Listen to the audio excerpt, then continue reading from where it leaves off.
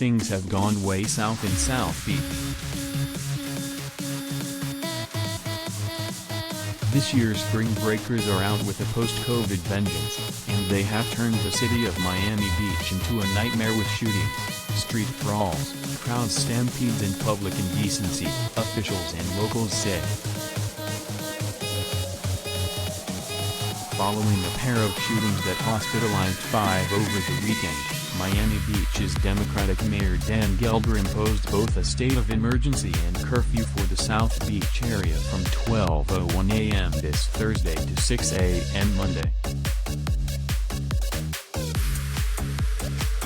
It's an incredible strain. We had 371 police working over the weekend, and that's an enormous amount for what is essentially a very small area, Gelber told the Post. He noted that, in the face of huge, violent crowds, his officers can only do so much. Most of these shootings occurred right in front of them. So it was just seconds before a policeman was there. The idea that you can't deter this behavior with police presence really is a great concern. Gelber, who said that the vicious crime spike has been caused almost entirely by the visitors, was also quick to note that his police force is seeing more and more armed people roaming the streets. The number of weapons we have seized has been higher than typically.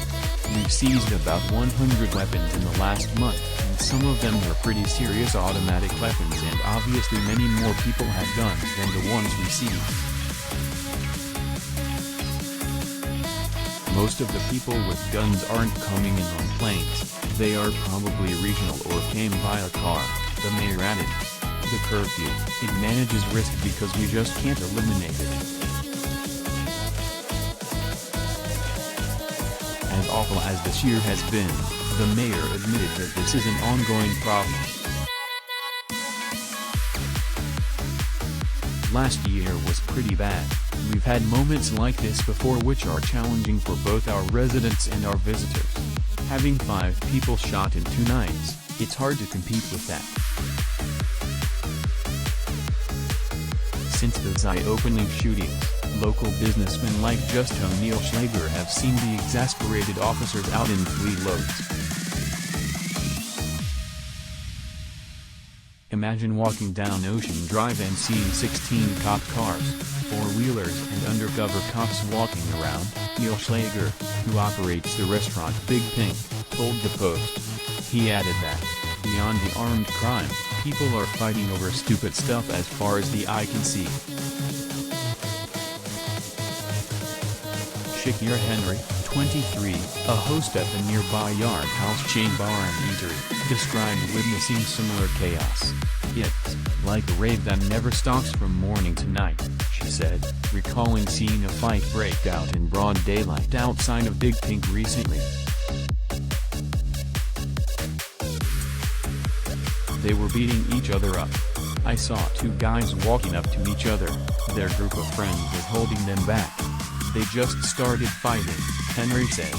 It was 3 p.m. in the afternoon. I heard threats about a weapon.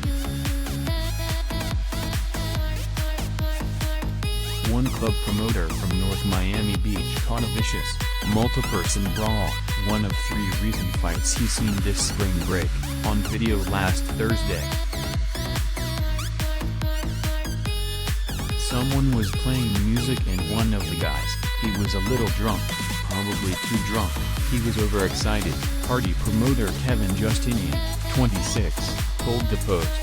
He bumped into one guy and that led to another thing and then boom, the fight just started.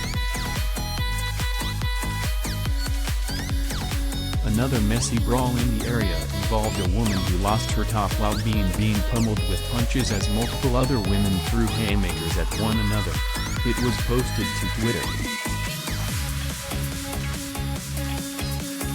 Justinian cautioned that beyond nasty fights and guns, brutal stampedes, which often start as tasteless pranks, are also terrorizing locals. One guy will start running and be like, oh, they're fighting, or he's got a gun. And then everybody starts running. he said. I've seen a lot of people get hurt from it. Imagine 10,000 people are just running. And then you have those outside restaurant stands that people are eating at and they see people running and just get knocked over. Gelber's curfew will hopefully quell the insanity, at least in his neck of the woods. From what I hear, a lot of the kids are going, an hour north, to Wilton Manors because they don't have a curfew to stay out until 5 a.m. That's where everyone is going this weekend, Neil Schlager said, adding that Fort Lauderdale is another area anticipating an influx. For the mayor and the city's locals, it's good riddance. Frankly, we don't really want spring break, he said. I think we've made it very clear. We don't advertise for it like other places have, we don't recruit it.